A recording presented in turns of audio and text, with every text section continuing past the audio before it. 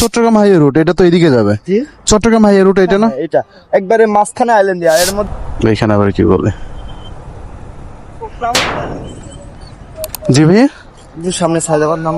সাইদাবাদ উপরে নাম। ও, একটু বেগ আছে তো, বসতে পারবেন? ঠিক আছে ভাই, ওঠেন। আচ্ছা,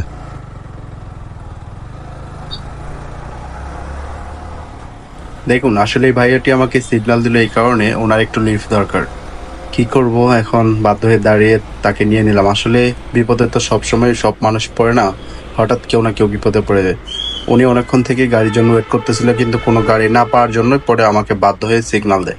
পরে আমি দাঁড়িয়ে তাকে নিলাম, মনের মধ্যে একটু ভয়ে কাজ করতেছিল। আসলে এরকম একটা ফ্লাইওভারের মধ্যেই তো অনেক রকম দুর্ঘটনার সম্মুখীন হয় অনেকে, বিশেষ করে বাইকার যারা। আর অনেক সময় প্রাইভেট কারেও কিন্তু দুর্ঘটনা ঘটে। তারপর রিস্ক নিয়ে দাঁড়ালাম, দাঁড়িয়ে তাকে নিলাম। নেওয়ার পরে উনি বললো যে সায়দাবাদ ফ্লাইওভারের উপরেই নামবে, নিচে না। পরে বললাম যে ঠিক আছে, উঠে পড়েন, অল্প কিছুক্ষণ তো।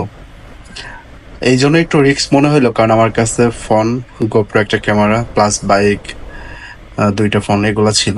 একটু রিস্ক মনে হলো, তারপর নিয়ে নিলাম। আসলে দেখুন, বিপদ তো আল্লাহ তাআলাই দেয়, আবার আল্লাহ তাআলাই কিন্তু বিপদ থেকে রক্ষা করার জন্য কাউকে না কাউকে পাঠিয়ে দেয়।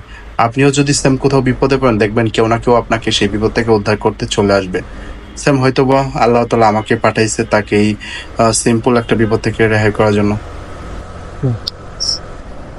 এখানে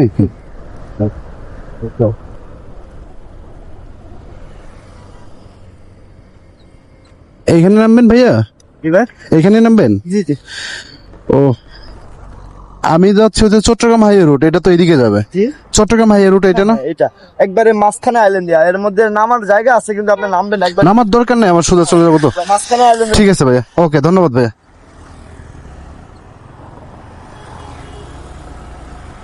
যাক, আমার একটা কাজ হইলো যে আমি রাস্তা চিনে নিলাম, না হলে হয়তো বা এদিকেও যেতাম, না হলে ফোন পে করতে হতো। ও, বৃষ্টি যদি আসে তাইলে তো বিপদে পড়ে যাবো।